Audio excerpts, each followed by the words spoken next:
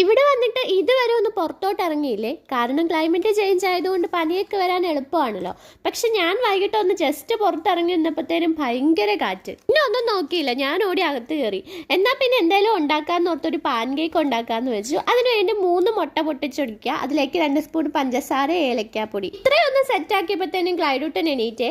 പിന്നെ ഞാൻ അവനെ ജസ്റ്റ് ഒന്ന് ഉറക്കി കിടത്തിയിട്ട് കുറച്ച് അരിപ്പൊടി ഇതിലോട്ട് ഇട്ട് കൊടുക്കുന്നു. അപ്പാണ് അരിപ്പൊടി കൂടിപ്പോയത്. പിന്നെ ഒന്നും നോക്കിയില്ല, ഒരു മുട്ടയും കൂടെ പൊട്ടിച്ചു വെച്ചു, കുറച്ച് ഉപ്പും കൂടി ഇട്ടിട്ട് ഇതുപോലെ ആക്കി എടുക്കും. ഞാനിവിടെ നെയ്യാണ് എടുക്കുന്നത്, നെയ്യ് എടുത്താലേ കുറച്ചും കൂടെ ടേസ്റ്റ്. ഇപ്പൊ ഇതൊന്ന് മൂടി വെച്ച് തിരിച്ചും മറിച്ചും ഒക്കെ ഇട്ട് കുക്ക് ചെയ്തെടുക്കാം കേട്ടോ. സംഭവം കയ്യിലോട്ട് എടുത്തപ്പോ ഞാൻ എന്താ സൂക്ഷിച്ച് നോക്കുന്നതെന്നറിയോ, സംഭവം പാളിപ്പോയെന്ന് അറിയില്ലല്ലോ. ഇനി ഇപ്പൊ എന്തായാലും ഞാനും ഫസ്റ്റിനും അല്ലേ കഴിക്കാനുള്ളൂ.